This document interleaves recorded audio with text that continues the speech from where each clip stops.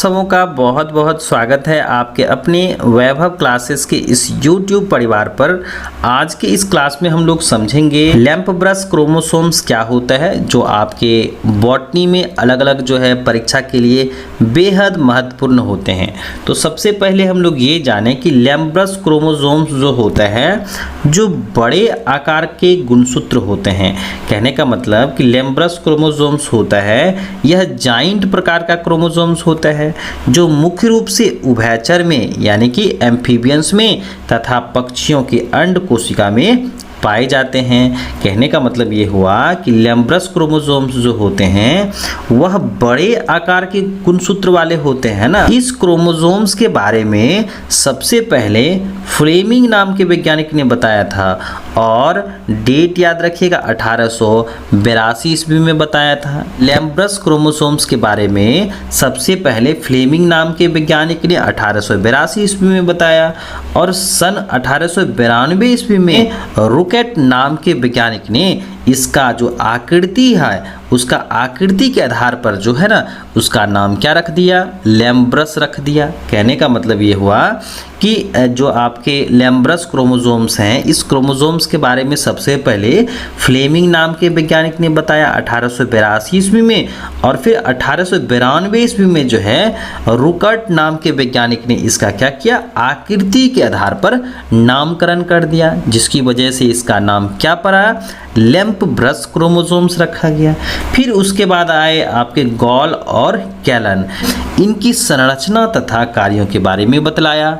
यहाँ पर हम लोगों को ध्यान में रखने हैं कि लैंप ब्रश क्रोमोसोम्स जो होता है यह बड़े आकार के गुणसूत्र होते हैं और यह उभयचर और प्राणियों के अंड कोशिका में पाया जाता है। और सबसे पहले क्रोमोसोम्स के बारे में आपके फ्लेमिंग नाम के वैज्ञानिक ने बताया 1882 ईस्वी में और 1892 ईस्वी में जो है ना रुकर्ट नाम के वैज्ञानिक ने इसका क्या किया, आकृति के आधार पर इसका नाम रख दिया, जिसको उन्होंने क्या नाम दिया, लैंप ब्रश रख दिया। फिर आए गॉल और कैलन, उन्होंने क्या किया, 1974 ईस्वी में ना इनकी संरचना तथा कार्यों के बारे में दुनिया को बताया। तो चलिए अब हम लोग आगे देखें कि चूंकि इस क्रोमोसोम्स की आकृति ब्रश के आकार की होती हैं, किसके आकार की होती हैं, ब्रश के आकार की होती हैं, अतः इसका नाम हम लोग क्या करते हैं, लैंप ब्रश रख देते हैं, जिसे हम लोग डिप्लोटीन क्रोमोसोम्स भी कहते हैं।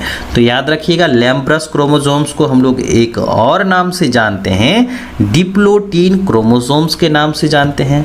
क्यों भाई, क्योंकि यह सक्रिय प्रतिलेखन के कारण अर्धसूत्री विभाजन के प्रोफेज फर्स्ट के डिप्लोटीन चरण के दौरान बनते हैं। अगर आपसे पूछा जाए कि जो आपके लैंप ब्रश क्रोमोसोम्स होते हैं इनका आकार तो ब्रश के आकार का होता है और इसको हम लोग ना डिप्लोटीन क्रोमोसोम्स भी कहते हैं। तो क्यों कहते हैं, क्योंकि यह क्या होता है, सक्रिय प्रतिलेखन के कारण जो है ना अर्धसूत्री विभाजन के समय प्रोफेज 1 के डिप्लोटीन स्टेज के दौरान बनते हैं। तो इसीलिए हम लोग लैंप ब्रश क्रोमोसोम्स को क्या कहते हैं, डिप्लोटीन क्रोमोसोम्स कहते हैं। चलिए अब हम लोग नेक्स्ट पॉइंट देखें कि अधिकांशतः जो होता है कशेरुकी जंतुओं के अर्धसूत्री विभाजन के डिप्लोटीन अवस्था में यह देखे जाते हैं। कहाँ देखे जाते हैं, तो यह कशेरुकी जंतुओं के अर्धसूत्री विभाजन के डिप्लोटीन अवस्था में ये देखे जाते हैं और इनके साथ साथ कुछ एक कोशिकीय जीवधारी में, जैसे शैवालों में, एग्जाम्पल्स में याद रखिएगा एसिटाबुलेरिया के नाभिक में देखने को मिलते हैं।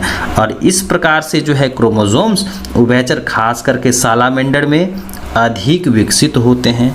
तो याद रखिएगा कि ये जो आपके लैंप ब्रश क्रोमोसोम्स होते हैं ये कशेरुकी जंतुओं के अर्धसूत्री विभाजन के डिप्लोटीन अवस्था में देखे जाते हैं और एक कोशिकीय जीव शैवालों में भी देखने को मिलते हैं, जैसे एसिटाबुलेरिया के नाभिक में मिलते हैं। और इस प्रकार की क्रोमोसोम्स खास करके जो है आपके उभयचर के सालामेंडर में अधिक विकसित होते हैं। चलिए अब हम लोग देखते हैं कि आपके जो लैम्ब्रस क्रोमोसोम्स होते हैं इनका आकार क्या है। तो यह लगभग जो होते हैं 800 माइक्रोमीटर्स लंबे होते हैं, जिसमें सालामेंडर के गुणसूत्रों की जो लंबाई होती है वह 5900 माइक्रोमीटर्स होती हैं।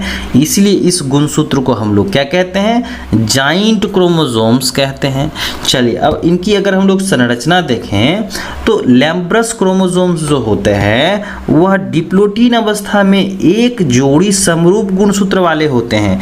कितने गुणसूत्र वाले होते हैं, तो एक जोड़ी समरूप गुणसूत्र वाले होते हैं, जिसमें प्रत्येक गुणसूत्र में 2 सिस्टर क्रोमेटिड्स मौजूद होते हैं। कहने का मतलब ये हुआ कि लैम्ब्रस गुणसूत्र जो होते हैं वह डिप्लोटीन अवस्था में एक जोड़ी समरूप गुणसूत्र वाले होते हैं, जिसमें प्रत्येक गुणसूत्र में क्या होता है, 2 सिस्टर क्रोमेटिड्स मौजूद होते हैं।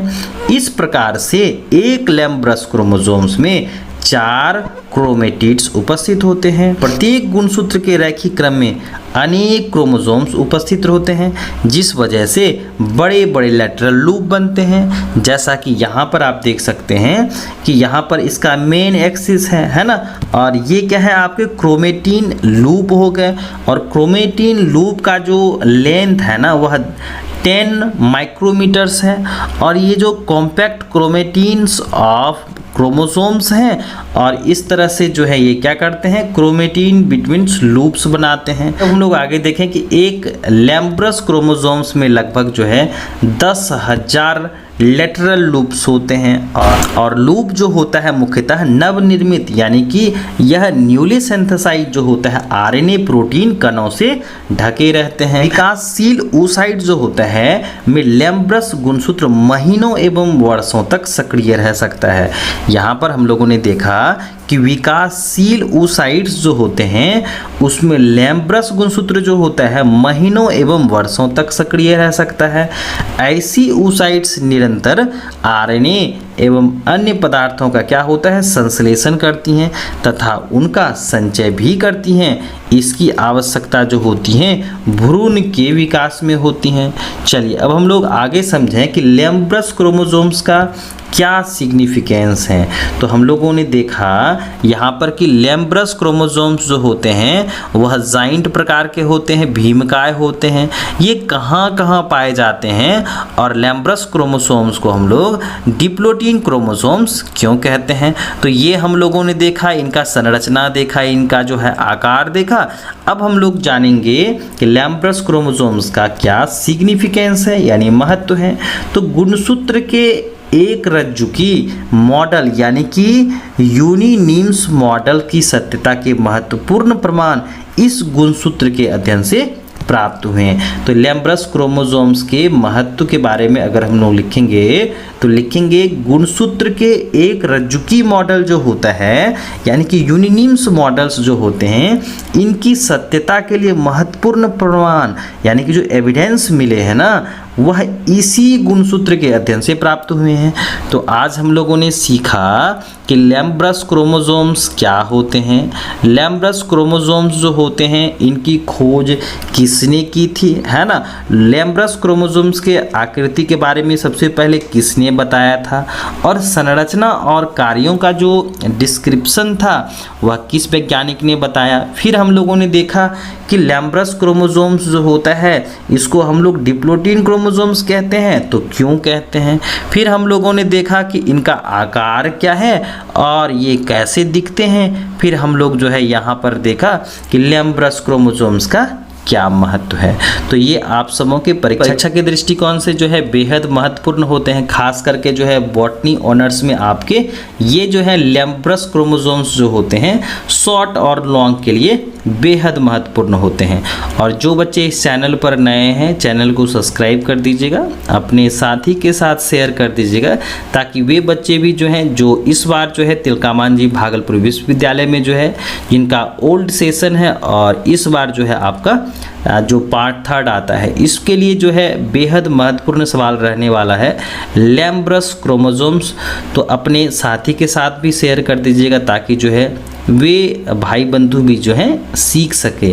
तो चलिए आज के लिए बस इतना ही। हम लोग मिलते हैं एक नेक्स्ट वीडियो में एक नए टॉपिक के साथ।